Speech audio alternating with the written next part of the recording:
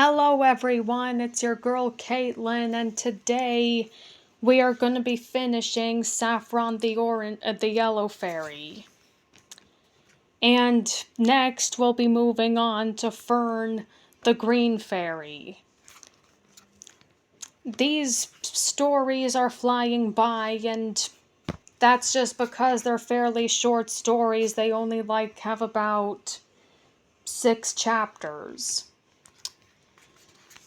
So, without further ado, get in bed, get comfortable, and enjoy the story. Chapter 5, Well Done, Queenie. Give me back my wand, Saffron demanded. Come and get it, yelled the goblin rudely. He leaped off the hive and ran towards the garden gate. Kirsty gasped as another goblin jumped down from the apple tree. Splat! He landed on the frosty grass and set off at a run. Catch! The goblin threw the wand to his friend.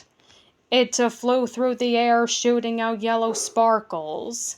The other goblin reached up and caught the wand. He got it.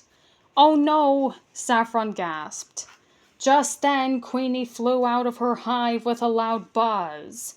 All the other bees swarmed behind her in a noisy cloud. Rachel watched her eyes wide with Queenie in the lead.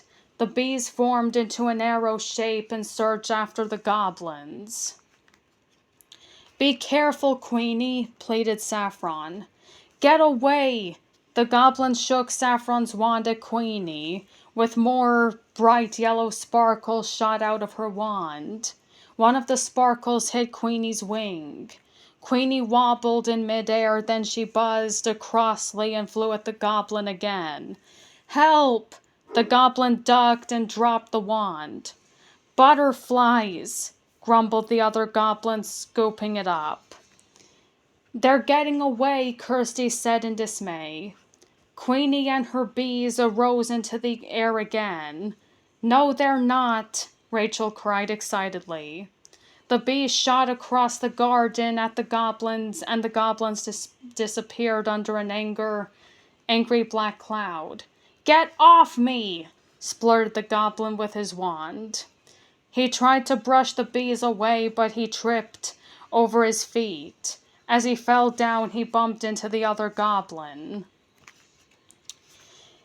They tumbled over in a heap, dropping the wand into the grass. That was your fault, complained one of the goblins. No, it wasn't, snapped the other one. Queenie zoomed over and picked up the wand in her tiny black feet. She carried it straight to Saffron, who was standing on Rachel's hand. With a little buzz, Queenie landed next to Saffron. Saffron took her wand from Queenie and carefully waved it in the air. A fountain of glittering dust and fluttering butterflies sparkled around them. My wand is all right, Saffron cried joyfully. Look, the goblins are going, Kirsty said. The bees had chased the goblins to the end of the garden, still arguing as they ran across the fields. As the grumbling voices faded away, the icy wind dropped, the sun shined warmly again, and the frost melted.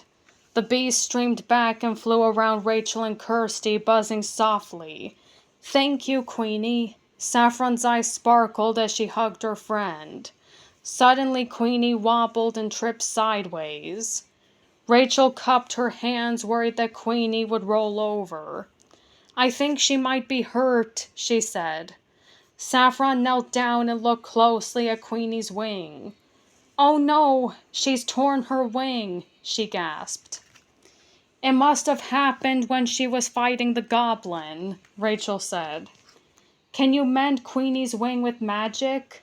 Kirsty asked Saffron. Saffron shook her head. Not on my own, but with Amber or Ruby might be able to help me. We must take Queenie to the pot at the end of the rainbow at once.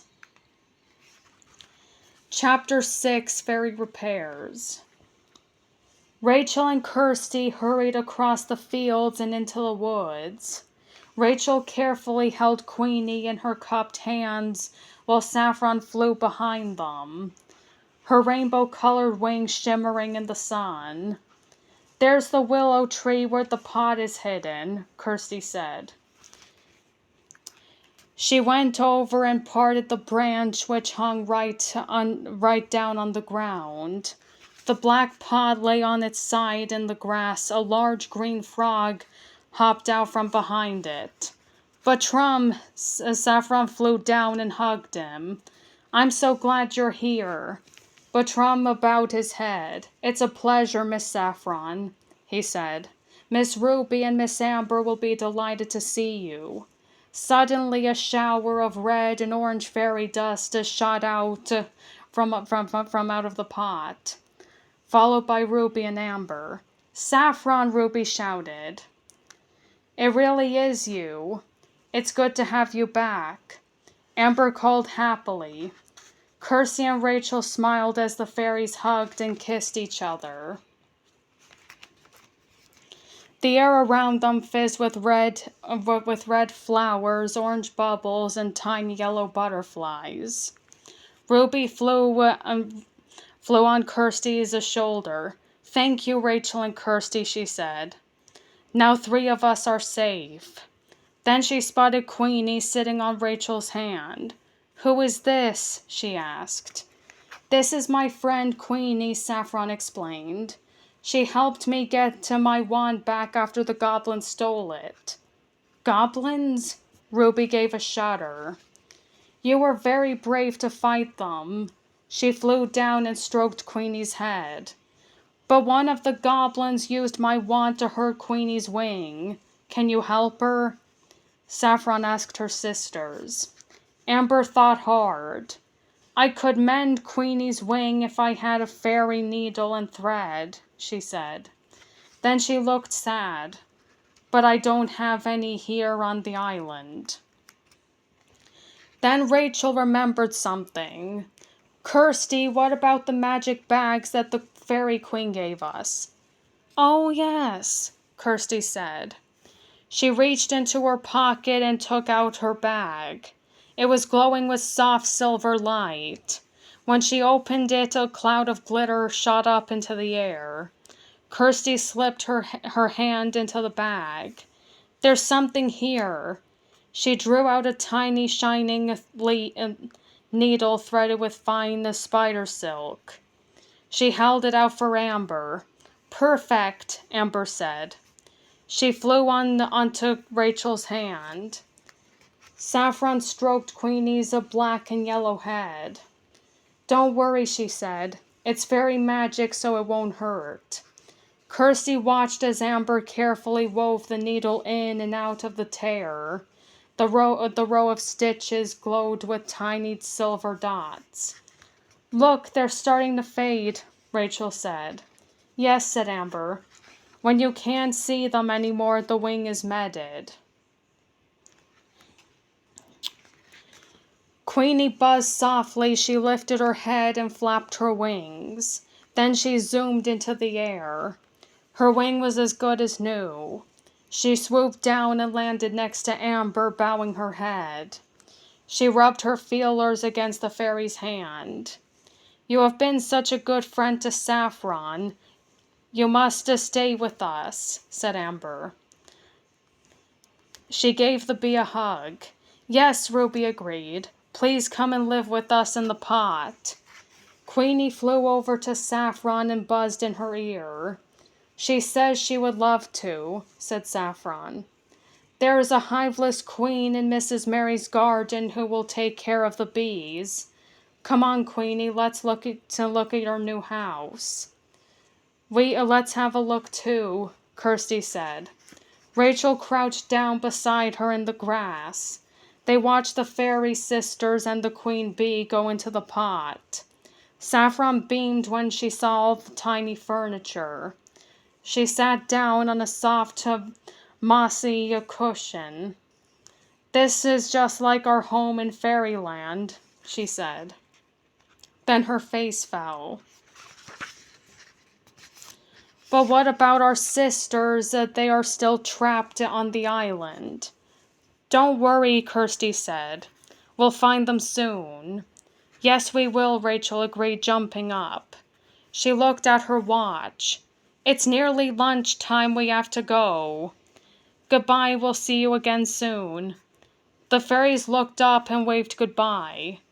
Goodbye. Queenie waved her tiny leg and buzzed. But Trum the frog footman followed them out from under the willow tree. Ruby, Amber, and Saffron will be safe here with me, he said. But you must take care of yourselves when you're looking for others. Watch out for goblins. We will, Rachel promised. Kirsty looked back at the pot of the end of the rainbow. Nothing will stop us from finding the other rainbow fairies, she said firmly. And that was Saffron the Orange Fairy, and I actually really enjoyed this story. That was fun. And the next story is Fern, the Green Fairy, and then after that there's Sky, Izzy, and Heather, so we're almost done with this series. And once I'm finished with the Rainbow Fairy series, I'll move on to the Weather Fairies. I hope you enjoyed this story, and I hope you have a wonderful sleep. Good night.